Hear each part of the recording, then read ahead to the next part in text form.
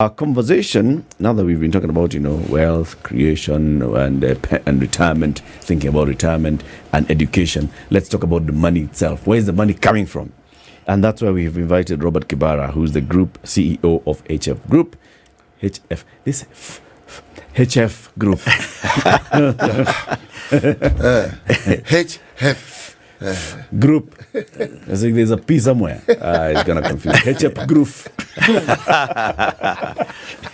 Robert, good morning. Good morning. Good to have you back. Thank you for having me. Karibu sana. Asante. Since the last time you were here, City has grown his wealth by about, I think, was it 16% you're telling us, City? Yeah. That is good. That is after tax. After tax. He's doing well. Yes. He's doing well. And so he's back from the Maghreb, where he was selling oil and getting proverbs. Now he's in the DRC. Yeah, he's in the DRC. Yeah, he's mining. And selling timber. Okay. Right, the proverb? Yes, the proverb of the day. Maize grows for those who do not have teeth. Maize grows for those who do not have teeth. Yes.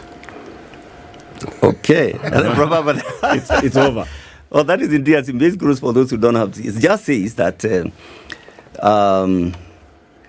things don't always go together. So you'll find that when you don't have the teeth, that is when there is maize. And when there is and when you have the teeth, the maize is not there. You have put it very well. Things don't always align, eh? These don't always go together. And that's okay. That's how life was. Life is not linear. That's fine. Yeah. So what do you do now when you have maize and you have no teeth? Make porridge. Oh, sorry. Make porridge or... Nice one.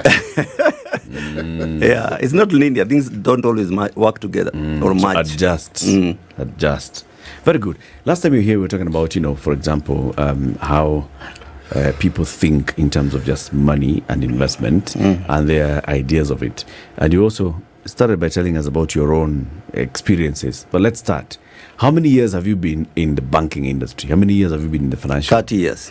30 years in banking? Yeah. 30 years in banking? 30 years in banking. I started at 21. Just actually 20. What were you doing then? What did you start off as doing? So I started off as a bank clerk. I had just quit university. And quit, yeah. It's a long story. So it's a long story. I can give you just a snippet of it. Please. Okay. So I think I'm one of the fortunate people to have known what they would like to do in their life in terms of career very early. So I used to go to the bank with my folks when I was a young person, maybe 12. And I would see people counting with these words of money, at Barclays Bank, then up country. And I would just say, this is where I wanted to work. I just want to, there was a lot of cash transactions. So there was these big piles of cash. So you go to the bank and you're queuing and you see people just dealing with money. And I told myself, first of all, this is the company I want to work for. And number two, this is my career. And I made up my mind. So when I was admitted to do education and there's nothing wrong with that. At KU, and KU is a good university. I tried my luck. I applied for a job. At Barclays, the first time, second time I succeeded. I went to the school, collected all my things, and left. How many years had you done? And quit. That was my second year. As in you quit in your second year of university? I quit my second year. And what I told my mother then was, I've been studying, I've been planning, I've been preparing to become a banker all my life up to now. I am a banker now. This is it. What more are we looking for? What are we looking for? And I quit university, actually. So later on, I started working then when I was very young. When you were interviewing at Barclays, did they know that you were a student? Yeah. Did the question come up? The question came up and I told them I wanted to become a banker. I want to become a banker. This is not what, and I'll study banking. Okay. What are you studying at KU?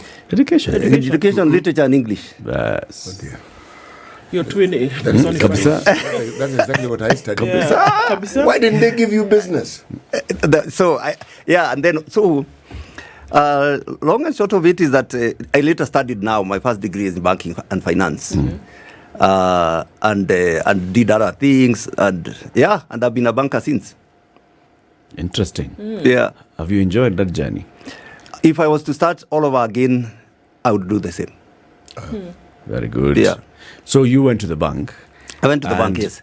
As you were looking at, going into banking, you're seeing these guys, the clerks, the tellers, just handing out cash, and you thought you're touching money on a daily basis. When you got into banking and you started doing the same thing, yeah, it wasn't as interesting. Obviously, it wasn't as interesting. But I think I later found now the purpose, the true purpose, and that purpose is assisting people, supporting people to just achieve their objectives, their financial objectives. And over those years, I have seen people, just the transformative power of banking. That you can start somebody off with a small business, and eventually they hire thousands of people. I can give you many examples of people I've worked with from the time I started, who we started off with one guy started off with just one projector. One project. He just came and told me he's working with a company where they lend out projectors, and he wants me to help me to buy one projector. And working with him over time, he's hiring hundreds of people in the largest company that gives audiovisual services in Kenya today. So, and I can tell you many, many stories of people who have transformed their lives through just the transformative power of banking. So what's your role in his story? What's my role? Yeah. I believed in that particular person, I believed in their story. They said, I work here. If you help me just get one projector, I can be able to lend it to these people. I already have these customers, and I just believed in the guy and said, okay, we'll take a chance on you. And many years later now, he's doing a huge player. He does UN type functions today. Big conferences. And I can tell you hundreds of people that I have seen totally transform their lives through that. So that purpose, just seeing people create value for themselves and others through that transformative power banking, is the reason why if I started today, I would still be a banker. What do you think is that key ingredient? I mean, for someone to come and say, I started my hotel chain with one bin, what do they need? The key ingredient. What is it that they ought to have? Okay. I think there are many things that they need to have. One of the things that I've seen that most business people have, even just in career, is courage. I think the reason why most people sell themselves short is there is this thinking that there are a certain category of people who are made to succeed and others who are made to not succeed. But the machine that makes us... To work for those that succeed. Yes. But the machine that makes us is neutral. The material that makes up one person, we are all made up of flesh and some bones. We are all born as 3 kilos when we come to this world. There's nobody flies into this world, nobody drives into this world. All of us are created that way. So I believe that nature is neutral, that what somebody else can do, anybody can do. But you really actually need to have the courage to push for your own personal space in the world. That courage to do things, to overcome fear, is really just the first one. To do that. I think the other thing that I've seen that makes people get ahead a lot is just using knowledge. There are more people who are becoming successful today, starting from nothing, than any other time in human history. And the difference is knowledge. That there is liberalization of knowledge. Whatever you would like to learn, you can learn. But the person who gets to know and use more information about a particular field, more than other people in that field, rises or succeeds in that field. And it doesn't matter the field. It could be running. I mean, we have Kenyans here who are doing huge exploits from just running. Kukamasa. You know? And then, of course, there is the third thing I'd say, and the last one is, I would say, discipline and consistency beats motivation anytime. Those two things, Robert, those things are not easy. They are not easy, but Discipline actually and consistency. those are hard, but they beat motivation in time. Motivation is fleeting. Yeah. Discipline and consistency. Yes. City ask. No, it makes perfect sense though. Because if you look at life, it's like a reflection of life. Most of life is mundane and repetitive. It's not even exciting. Yeah. Most things that we do are the same things we do over and you wake up, you do this. If you work, just look at it. It's repetitive. It's repetitive. Yes. Now, the people who can chime in with that repetitiveness and then understand the other additional value you need to add to it, they're the people who actually go far because you're doggedly determined. Yeah. You see, it's like talent. It is good to have talent, but if, as my brother here says, everybody's brother nowadays. Like my brother here says, if you don't have the discipline, because in the absence of that discipline, you can't have that consistency, because consistency requires discipline. Irrespective of whatever else happens, you are going to continue doing this. Let me ask, when you wanted to follow a certain career path, and you had a very clear idea of what it is that you wanted to do, did you find that what you wanted to do rhymed with the principles or the underlying tenets of the industry that you wanted to work in? That what I wanted to do rhymes with the principles of the industry you wanted to work in? Yeah, I can say yes. Yes, I would agree with you, because really, it's when you mentioned that you believed in this person. Banking is about trust. Yeah. But somewhere along the line, we lost this thing, didn't we? Because if we understand how we relate to banking now, the only other time we seem to have revived it, we keep going to the Kibaki era, where the element of trust in banking again was revived. The conversations that banking institutions had with their number one supporter, who is the client, also came into being. Yeah. Now, if we were to look at banking now, and look at the interests that brought you into the industry, what would you say we need to do in a country where the huge portion of our population is actually young?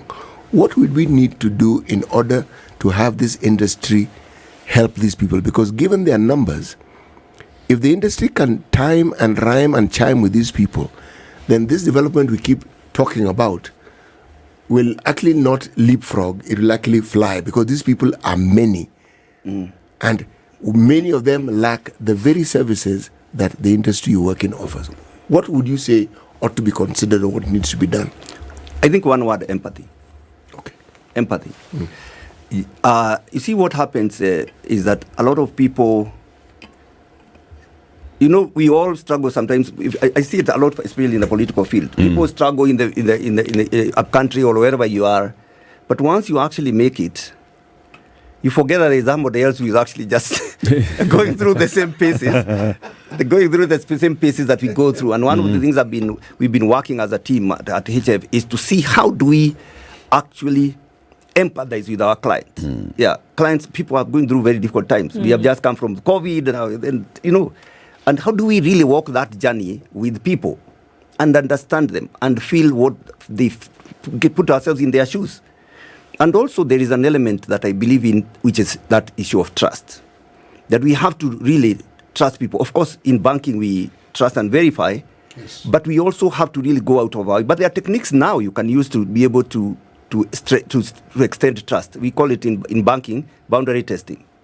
Boundary testing means I'm going to give 2,000 youths an opportunity and test. And test. And having learned something from there, then I can decide what else to do after that. And over time, you actually find that you are covering large populations with services that you traditionally didn't work on. Like now, for instance, we've just lent money to some Juakali people who are in affordable housing. Nobody would lend to Juakali people.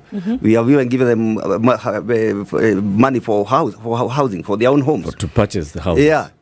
And I realized these people are building windows and houses, windows and doors and all this. People wouldn't trust them, but actually they are the most trustworthy. They have paid all the monies that we have lent to them. They are actually paying in time. We just decided to test. If they prove us wrong, that's fine. What is that term used in test what again? Boundary testing. Now, if you are lending to this group of people, yes, but there is this whole population that you are not lending to or supporting, you can take populations within that group that is excluded, and test. And once you find that there is a certain consistency, a certain behavior, then and like this your Kali people have talked about, then you can now in research we call it generalized. Now from there you can now go to a larger population. Yes. Yeah. You know, the young people, I'm going back to the youth issue. Yeah. Some have finished college, some are in the process. It's their numbers that I find fascinating. Yeah. If you have these people as clients at this stage, and there are many, I'm just trying to think, how successful would that particular institution be? Just the very numbers successful. Alone. Very successful. Very successful. In fact, that's the reason why we are succeeding. Oh. That's exactly the reason why it's succeeding. We are looking for opportunities that everyone else just ignores. And finding nuggets or opportunities that whole populations that people don't bank. Okay. But of course we are bankers, so we have got to manage risk because we take care of depositors' funds. But there are ways of doing that now. Okay. I've spoken about young people. What about older people? Old people require just support. I think a lot of older people know what they want to do. They do. They require support. And at every stage in everybody's life cycle, there is what you need to do.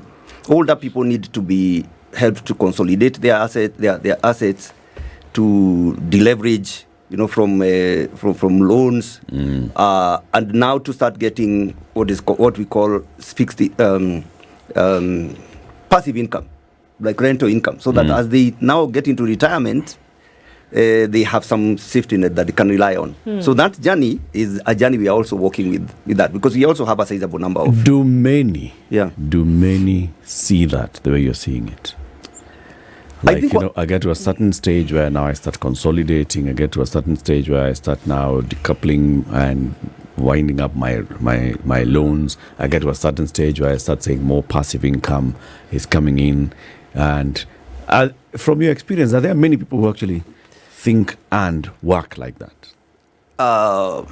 What I've seen is that people generally require support. Let me give you an example. So for instance, if you've been a doctor all your life, you haven't spent a lot of time thinking about finances and that whole financial area. And what banks then, institutions like us, and this is what we do, is to become advisors, trusted advisors, and advise people that this is where you are. So if somebody comes to me, and many people come to me for this, I will tell them, at this stage of your life, this is what I believe you should be working on, and this is why. And this is the reason why. So you find people, like, as you get older, that whole thing of taking very risky decisions, if things go wrong, you don't have time to recover. Yeah. So there is at some point where your risk profile also needs to be adjusted. So at every stage in somebody's life, I believe whether you are starting career, there are things that you need to do from an investment perspective, and as you go older, there are things that you need to do to just ensure that you can sustain your life beyond that working time. So, but it goes with trust. Okay? Yeah. From the very many people who have bank accounts, who have conversations with bankers all the time, how many actually listen to what the bank person is telling them and trust? Because there's always these conversations. You know what? We have this new product which we think it could be very good for you, especially this one's for education, or this one we are thinking, this one has an investment overseas. This one we put in money here, it can grow for you. This one it always sounds like it's a sales pitch. Yeah. So bankers also really have to win the trust of the clients. How many have that conversion? Yeah. Bankers obviously have to win the trust of the clients first, but also those who listen, those who actually listen. You see, from where we sit, we see very hugely successful people, and also we see hugely unsuccessful people. Yeah, we also see that. Yeah. So if actually somebody who is sitting in that position advises you, then at the very least listen. Yeah. How do you straddle between what must happen at the bank, like you say, we are bankers? Yes. What must happen in terms of risk, in terms of making sure that the lines are neat? Yeah. And also having the empathetic view, which you talk about, which is necessary to have. When somebody comes to you and says, look, Robert, here it is. All my cards are on the table. If I had a mess up here, I have this. How do you straddle both? Because obviously from your personal experiences, you've told us, you need to have that understanding mind. But at the same time, you have the very clear lines that need to be drawn as a bank. Yeah. So one of the things I've seen as bankers, and this is something that we are teaching our bankers where I work, is we have to be. People are human beings first. People are human beings. When people walk through our door as customers, they are actually human beings first, and they are actually a package. Yeah. Everyone who walks into your life is actually a package. They have got very good sides, but there are some good areas that can improve. So what we do, it's a balance. We try to work. You know what God told Moses? What do you have in your hand? We try to work with what you have, what the person actually has, and then we work out a solution that then does. In fact, right now there is a concept called mass personalization, where you got large numbers of customers, but you try as best as possible to create something that is unique to that particular client. But to answer your question directly, it's a balance, because you don't want to lose money. There is also a lot of dishonest people in the market, but at the same time, you also want to be empathetic and actually have impact, and it's a balance. But it's possible to strike the balance. You see that? It's possible. What? Okay. In Robert Kibaara, he's the group CEO of HF Group. I have to say it slowly. Well done. I've done it, huh? Yes. And we are talking about, it's basically just getting to learn from a man 30 years in the sector, and this is what he wanted to do from the age of 12. So he doesn't just do it because it's a job to do. He does it it's because what I can do for passion. free. Yes. And he's doing it now for free, just giving us all this advice. How do you actually create wealth? How do you grow that wealth? And how do you make it work for you throughout your life cycle? Whether you are just starting out as a 16, 17-year-old and you've just started your first hustle and you're being paid to do 2K, 5K, or you are 59 years old and retirement is next year, or you are past retirement age and you work at Spice FM. What do you do? And so let's start from the very beginning, right? Somebody is young, straight out of college, straight out of school. They've started making some money, whether they're employed or they are running a small hustle and a small business. And at this point, there's so much life ahead of them. What is it that they should think of that's important? If you were to actually sit down with such young men and women and you had them in a room, what would you tell them? So at that early age, it's important to build what I can sell financial behaviors and also financial momentum in a very small way, because at that time you don't have a lot of money. But those are the things, those early habits, actually not behaviors, actually habits, are the ones that carry you through life. If you are happy-go-lucky at that age, over time, then it becomes very difficult. The financial decisions that people make at that stage make it very difficult to change over time. And so, building financial discipline, and it means just starting off with a little bit of savings. You will not have a lot of money. The best way, 2 cardinal rules of saving is: number 1, you need to automate savings. Automate savings means that you save money before you receive it. Even just as something as basic as standing order. In fact, like at HF, we have a product called Target Save, where you just set it up and it just automates. It's an automated savings. Because that saving is not even about the money. It's about that once you start that discipline, it grows with you over a period of time. Then also at that age time, you're also looking to build your ability to earn. Whether you are starting a business, whether you're just coming from school, you need to build ability to earn, because ability to earn determines also what kind of investments or what financial life you're going to have. And the ways to improve it, obviously, is like building knowledge. At that time, early age, starting to build networks. Sometimes the opportunity you're going to get does not come from what you know. It comes from who you know.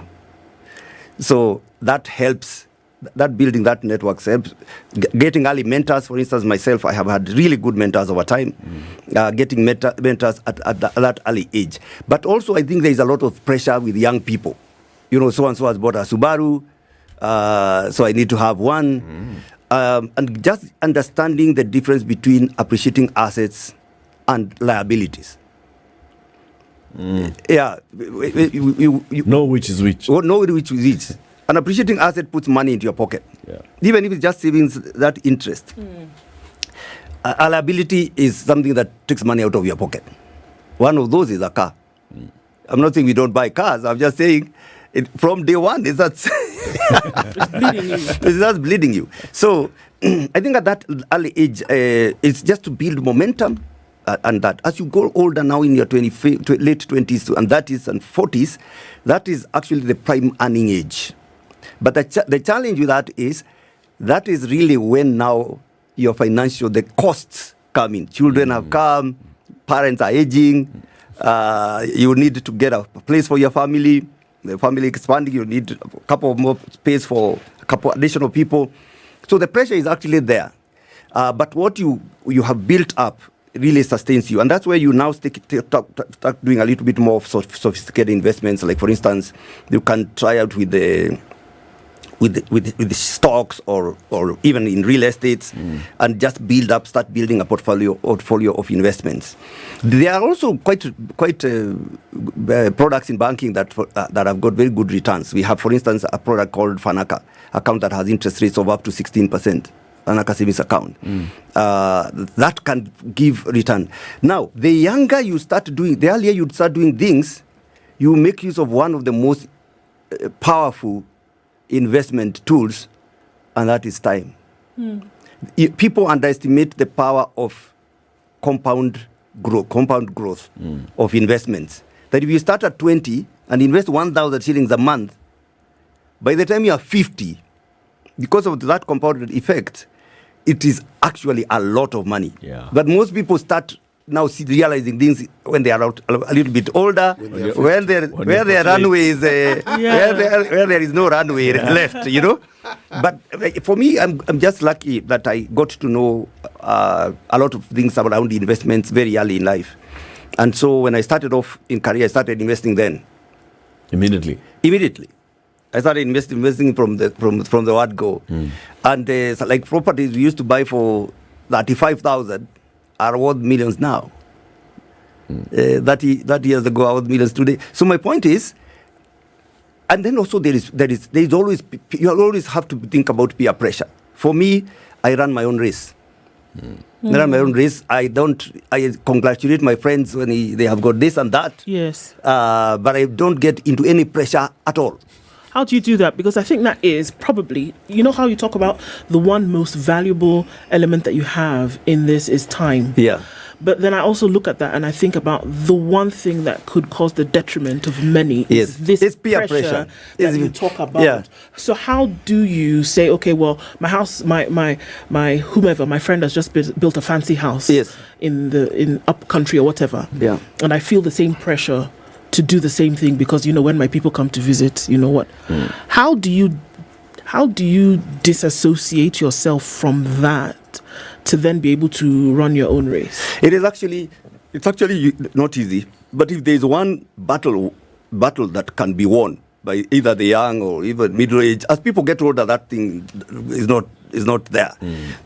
I think it's that you just know that you are actually always on your own. That you are running your own race, that the set of circumstances you have in your life are very different from the set of circumstances somebody else has. There are people who are taking care of their parents, for instance. There are people people have different circumstances in their life.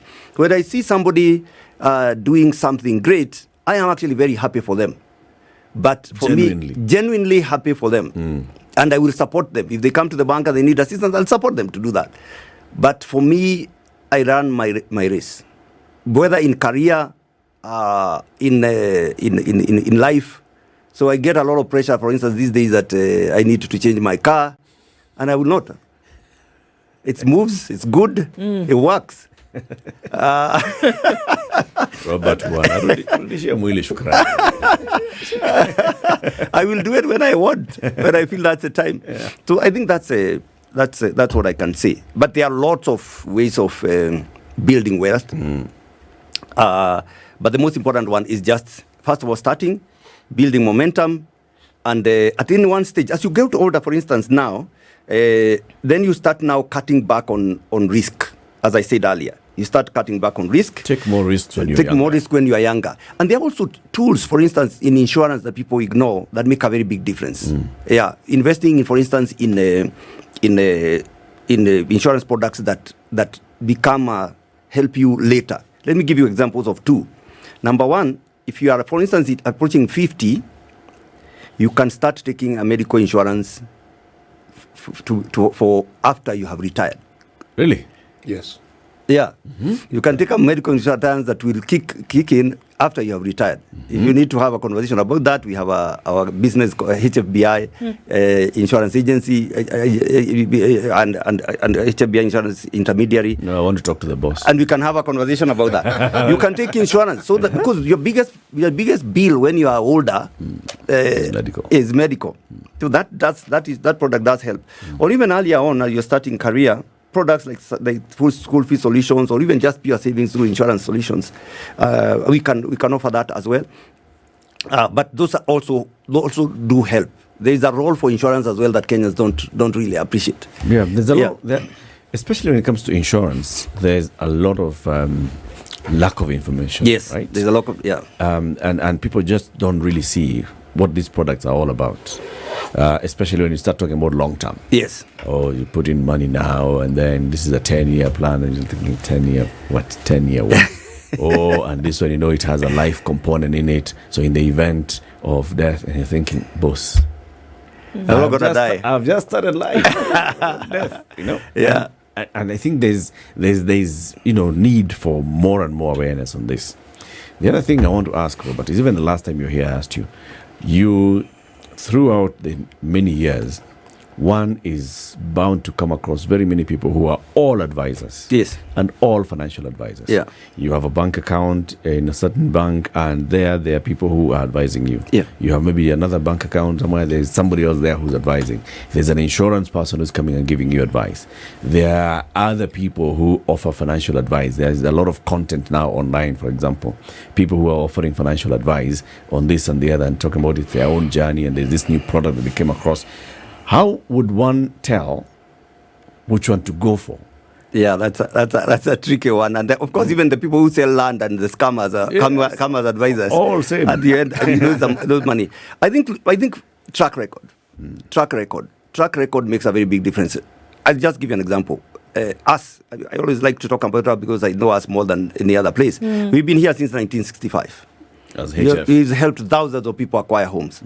We are now helping many people in their businesses, in their personal life, diaspora institutions, and we'll be here for the next 100. And so we have built that reputation that it's not just about business. We also truly actually care for the needs of people. But to answer the question also is look at the motive as well. Just answer, this person who is advising you, what's their motive? Yeah, what do they want? What's their motive? Them? Yeah. And if somebody advises you about something that doesn't even necessarily benefit them. A couple of weeks ago, somebody came and told me they want to take a loan for something. And I told him, no, we can't. I know we can give you this loan, but we will not give you this loan because this is not what you need. I would earn from you a lot of money, but this is not what you need. What you require is this other route. If somebody advises you for in ways that don't necessarily benefit them, but they have your best interest at heart, you will begin to tell. Also, crooks typically push you. You will typically push you. You will see the red flags. Make a decision fast. It's tomorrow. In fact, this deal is ending tonight. You know. Midnight tonight, you're gonna lose out. So, in panic, people just put in their money. So, my point is, you can tell. But also, the biggest challenge that people have is greed. Greed is, you really have to taper down greed. Your own greed. Your own greed. That's what makes you sign up for the Because that's what makes you sign up for scams, yeah. I mean, someone comes and tells me this thing is a 24% interest. Yes. And it's guaranteed to That is be. gonna- You jump on it. You jump on it. I'm thinking at HF, Robert was telling me about their Fanaka, which is up to 16%. Is it? Yes, 16%, up to 16%. And then this But one that's per year, 16% per annum. and These then are the guys tell you per month. this one is telling me 24% like Per that. month. Yeah. It's a scam. Even when you look at the habits that people are, people have acquired over time, and that people now, it's interesting because we're having this conversation when it's coming to the end of the year, and there's a lot of realization of things that you have or have not done. Yeah. And when it then comes to finances, I mean, look at the things that people speak about, here.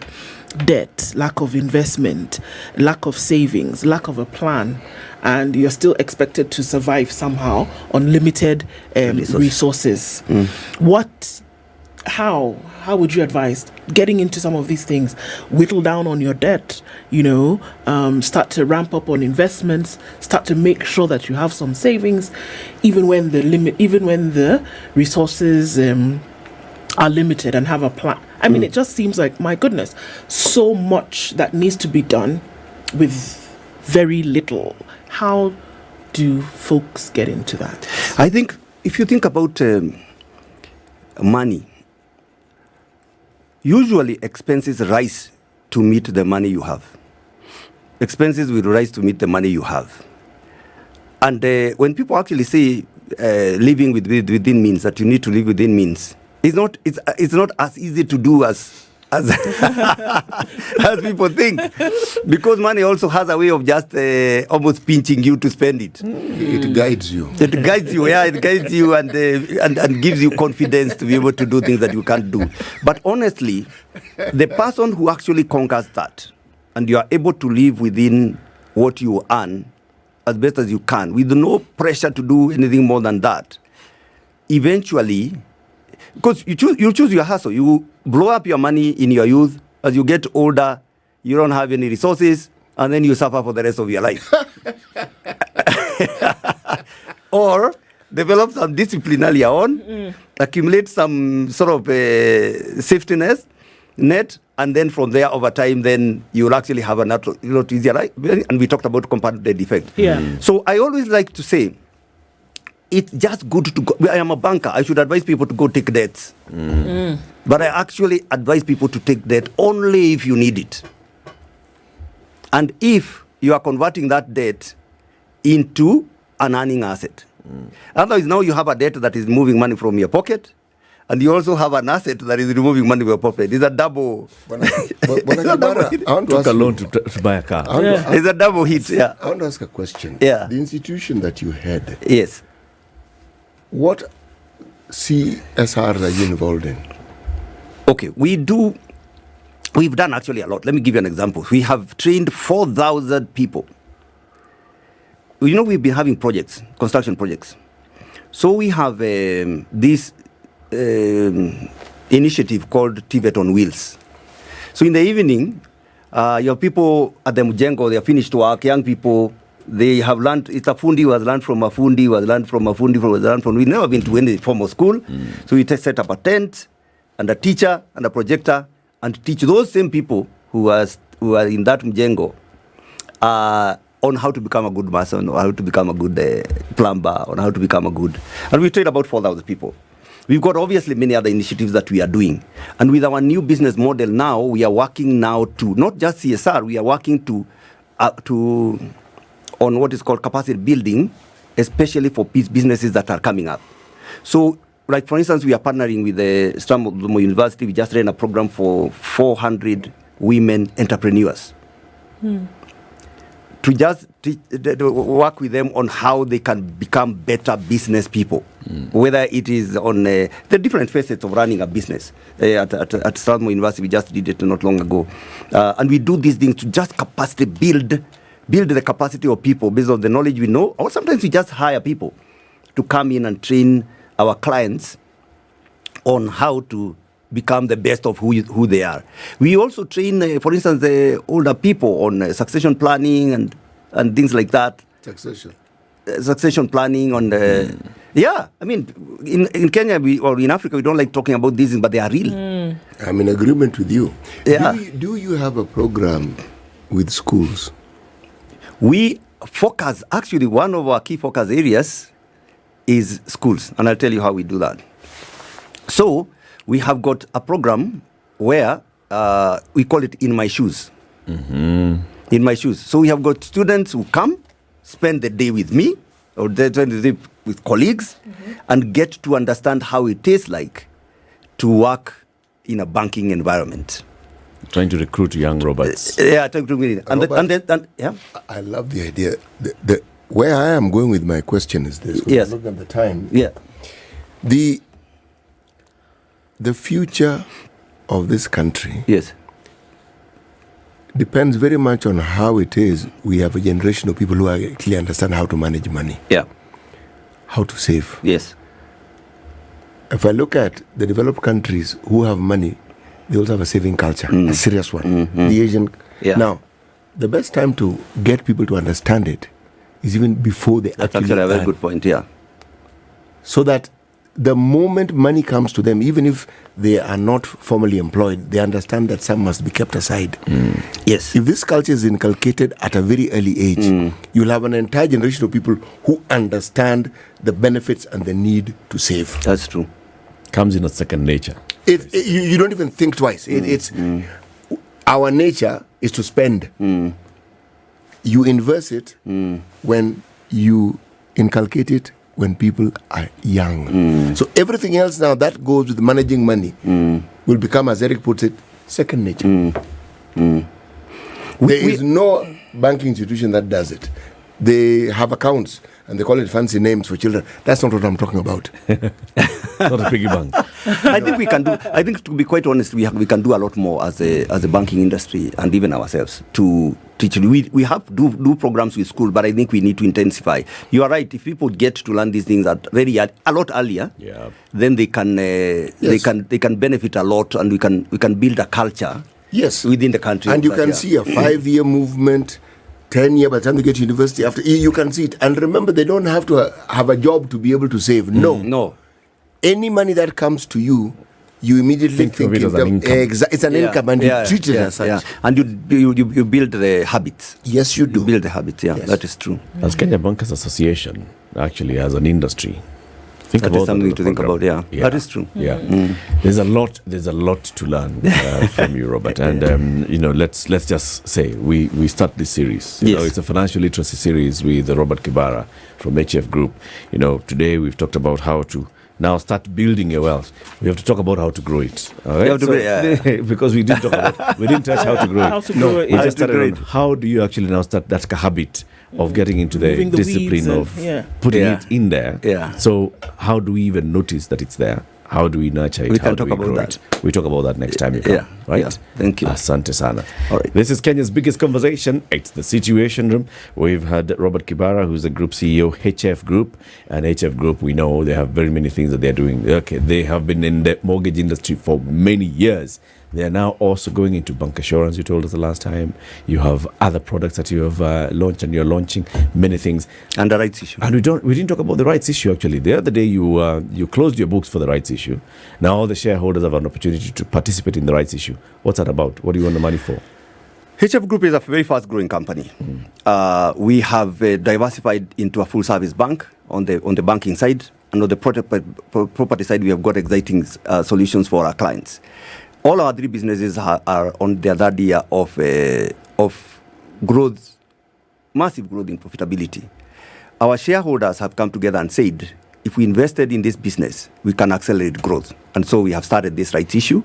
It's starting next week, 13th. And you have a chance to own a part of this fast-growing, exciting business. So it is available for our shareholders. The price is at 4 shillings a share. We are inviting all our shareholders to participate. All our major shareholders have confirmed that they are going to be participating in the rights issue. And for those who don't have shares with us, they will also have a chance to buy rights to participate in the shares. And you can talk to your stockbroker about how you can participate. It's an exciting time. For me, from where I see it, this company is going to become a very big company. Very good. It ought to be. Thank you very much, Robert. See you next time. Thank you. This is the Situation Room, the only way to start your day.